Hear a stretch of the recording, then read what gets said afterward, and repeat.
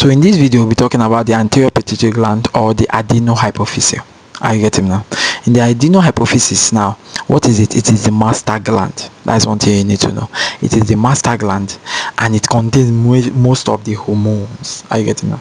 Yeah, about 5 hormones it is forming, and most of the hormones that are secreted for the body, for the function and the importance for the body is from the adeno-hypophyseal, which is the anterior pituitary gland. So it's mainly what they call the master gland. We know that the pituitary gland is what they call the master gland, but which part of the pituitary gland? It is the anterior pituitary gland, because it regulates other endocrine glands to its hormone. So it regulates other endocrine glands to its hormone. So it's very simple. So what are the parts? Are you getting now? What are the parts? You can see on your screen in this diagram I'm showing you, the red one is for adeno-hypophyseal, the blue one is for neurohypophyseal, but for this class we'll be talking about the adeno-hypophyseal. So look at your screen. In the adeno-hypophyseal, you have the first one, the pars distalis. So in the pars distalis, that is the distal part of the anterior pituitary gland, pars distalis. And in the middle part, you have the pars subaralis. So we have the pars distalis, you have the pars subaralis, and you have the pars intermedius. The pars intermedia is the one whereby there is no blood vessel, so it is avascular. So there's no blood vessel, but the hormones mainly are released in the pars distalis. So the pars distalis has all the cells that release the hormones. Are you getting me? While pars subaralis is just like a part that leads to the pars distalis. So we have the pars distalis, pars subaralis, and pars intermedia. So you see it in your screen. So simple. So the next thing we'll be going to, what are the cells you can see in the anterior pituitary gland? So very simple. What are the cells you can see there? The cells you can see there are very simple. They are divided histologically or microscopically into chromophobe cells and chromaphil cells. Yeah, chromophobe cells and chromaphil cells. So chromophobe cells do not contain granules at all. They are agranulocytes. They don't contain granules, which means you cannot stain them. So first of all, they are agranulocytes. They are agranular. They do not have granules, but chromaphil cells has granules. So if they tell you to differentiate between them, chromophobe cells is 50%, chromaphil cells is also 50%. So they share 50-50. While chromophobe cells do not have granules and they cannot be stained, while chromaphil cells have granules and they can be stained. Are you getting me? But one thing you know, that chromophobes cells are the first cells to be formed, so they are the precursors of chromaphil cells. Are you getting me? So they are not secreting, so they don't secrete anything, but they are just there, which makes that issues that happens to the cell always affect the chromophobe cell. So in pituitary adenoma or cancerous cells that go from the pituitary glands are usually affecting the chromophobe cells because they are redundant. Are you getting me? Because with time, some cells can get to proliferate there and affect the whole pituitary gland.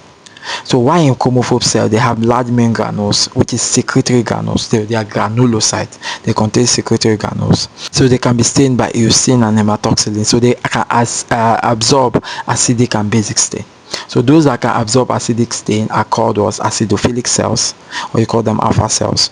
While those that can absorb hematoxylin, you call them the basophilic cells or beta cells. But the acidic cells are usually more, which is about 35%, while the basophilic cells are 15%. That's why I told you they are 50, while chromophobe cells are about 52. And I tell you that chromophobe cells are susceptible or liable to be infected, or they are liable to be encroached by cancerous cells. I get not the chromaphil cells. Now, but there are some in these cells. Now, in these chromaphil cells, you have different cells in the chromaphil cells. So I told you that they contain cell secreting granules, and these granules here are secreting hormones. I get them now. These granules here are secreting hormones. So the first cells you can see in the chromaphil cells is the somatotropes. So somatotropes are cells here. They are granules here in the anterior pituitary gland that secrete growth hormones.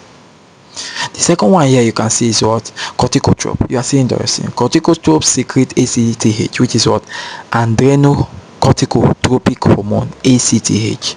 Corticotrope.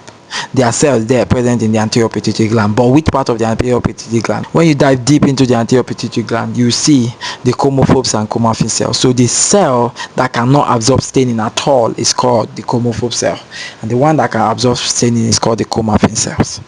Now in the chromaphil cells, we talked about the somatotrope, growth hormone, corticotrope, ACTH, which is adrenocorticotropic hormone, and you have the thyrotrope, which secretes thyroid stimulating hormone. Then you now have the gonadotrope, which secrete what? FSH and LH, which is follicle stimulating hormone and luteinizing what? Hormone. And the last one is lactotrope, which is what? Secreting prolactin. But in these 5 cells that are secreting hormones in this anterior pituitary gland, they can divide them into acidophilic and what? Basophilic. Only 2, somatotrope and lactotrope. Are you getting us? SL, somatotrope and lactotrope are acidophilic. So if you stain with eosin, what happens? Somatotrope and lactotrope will absorb acidic stain. That's how you can differentiate somatotrope and lactotrope with the rest of the what cells. So these 2 cells are acidophilic, while gonadotrope, thiotrope, and corticotrope are basophilic. Are you getting now? So easy. Are you getting now? So one thing you have to know that somatotrope forms about 30 to 40% of the chromaphil cells, which is out of the 5 of them. Somatotrope has the leading number. It produces more. A crowd, they are present there very well, more than the rest. So the rest shares about 60%, which is the lactotropes and the rest. But somatotropes and lactotropes are acidophilic, while the rest of the 3 are basophilic. But inside the chromaphil cells, the somatotropes has the largest population. So that's why you have to know that some pituitary tumors that are secreted in large quantity of human growth hormone are called what? Acidophilic tumor. So one thing I also tell you that the communication between the anterior pituitary gland and the hypothalamus is through a blood vessel, which is called the what? Hypophyseal portal blood vessel. Are you getting now? So their communication is through a blood vessel, but for the posterior pituitary gland is through a tract. So the communication is what we call hypothalamo-hypophyseal what? Blood vessel. And this hypothalamo-hypophyseal blood vessel, so when we secrete the signal from the hypothalamus through what we call releasing hormone. So what does hypothalamus secrete? Releasing hormone. Are you getting now? So it's either secreting releasing hormone or it's secreting what? Inhibitory hormone. So first of all, if we want to signal the somatotropes to secrete growth hormone, what the hypothalamus will secrete is what? Growth hormone releasing hormone. So if the hypothalamus secrete growth hormone releasing hormone, it will send through the portal blood vessel to the somatotropes to secrete what? Growth hormone. The same thing goes to the next one, but if we want to inhibit it, we use growth hormone inhibiting hormone. So if we secrete growth hormone inhibiting hormone, the signal from the hypothalamus will be reduced. Are you getting me now? So the next one is the stereotropic releasing hormone. The hypothalamus also secretes growth hormone inhibiting hormone. The growth hormone inhibiting hormone is when the growth hormone that is being released is high. There's what we call a negative feedback mechanism. That negative feedback mechanism through an afferent nerve is sent to the hypothalamus to start secreting growth hormone inhibiting hormone. So if growth hormone inhibiting hormone is released to the somatotrope, it will reduce its amount of growth hormone that will be released. So every hormone has its releasing hormone from the hypothalamus and have its own inhibiting hormone from the hypothalamus. So also thiotropic releasing hormone is secreted from the hypothalamus. So if it is released from the hypothalamus to the pituitary gland, on which part of the pituitary gland will it stimulate? It will stimulate the thiotrope. That thiotrope is what secretes what? TSH. What is TSH? Thiotrope stimulating hormone. Are you getting me?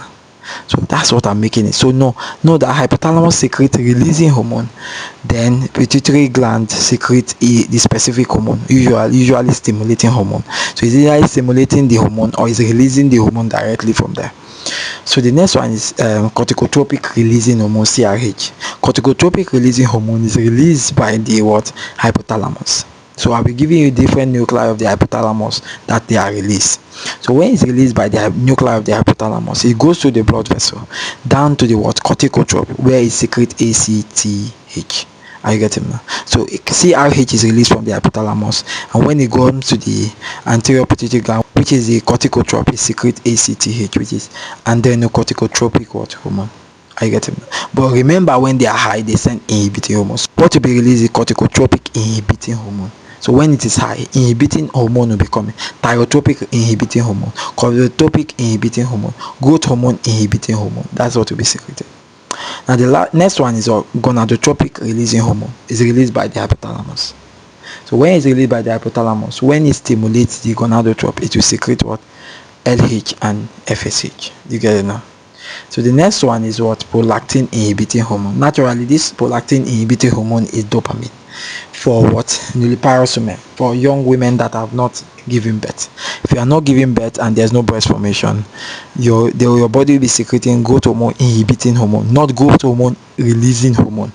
So when the growth hormone inhibiting hormone goes to the lactotrope, no milk production signal will be sent. Are you getting me now? Why? Because the birth is not coming yet. If birth comes, instead of prolactin inhibiting hormone, it will start secreting what? Prolactin releasing hormone, which will stimulate the lactotrope, which will start going forward breast formation. But for now, just know that prolactin inhibiting hormone inhibits prolactin secretion for patients that, for young women that is not ready to give birth and there's no breast and there's no secretion of milk. There's no secretion of milk. That's why in pituitary hormone sometimes there's what we call hyperprolactinemia, whereby milk production. Why? Because dopamine level will drop, and if dopamine level drops, what will happen? The patient will start secreting milk. Why? Because the tumor is now releasing and is reducing dopamine action on the lactotrope, and if the dopamine action is low, what happens? Milk production will occur. Are you getting now? So don't forget, the hypothalamus is giving out what we call releasing hormone, why the pituitary gland, which is the cell of the pituitary gland, are giving you the hormone. For the growth, it will secrete growth hormone. For the thyrotrope, it will stimulate thyroid stimulating hormone. For the corticotrope, it will secrete ACTH. While for the gonadotrope, it will secrete follicle stimulating hormone and luteinizing hormone. While for the lactotrope, it will secrete prolactin. So I hope it makes sense to you. Hope you are getting it. Get it now? So the next one we'll be talking about is the growth hormone. Growth hormone as an independent one. Do you get it now? So hope it makes sense to you.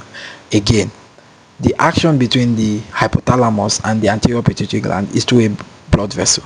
Impulses of releasing hormone are released from the hypothalamus through the blood vessel. They go to the cell that they are about to secrete. So when they stimulate that cell, they are stimulating the specific hormone there. So when they are coming as releasing hormone. Are you getting now? Growth hormone releasing hormone. Then the next one is thyrotrope releasing hormone. The next one corticotropic releasing hormone. The next one gonadotropic releasing hormone. Then prolactin inhibiting hormone. That is what the hypothalamus is secreting. But when it's sent to the blood vessel and go to the cells of the anterior pituitary gland, what happens? They'll start making the hormone themselves. Are you getting me now? So that's it. But before they go through this process, they need so many things, which we'll be talking personally under this each individual hormone. So the next hormone we'll be talking about privately, like we'll be talking about very well, is growth hormone under this classification. So I hope you understand all too. So you can also make sure to subscribe for me and also help me let this video go far. At least I'm trying teaching you guys too. So make this video go far. And the write-ups are there already. I make sure I send the write-ups so that at least you could jot while I talk. I'm just explaining it to you. So this is not a board teaching. So I'm just trying to explain it to you so that you have to understand. So I'll be seeing my next video of growth hormone. Bye bye.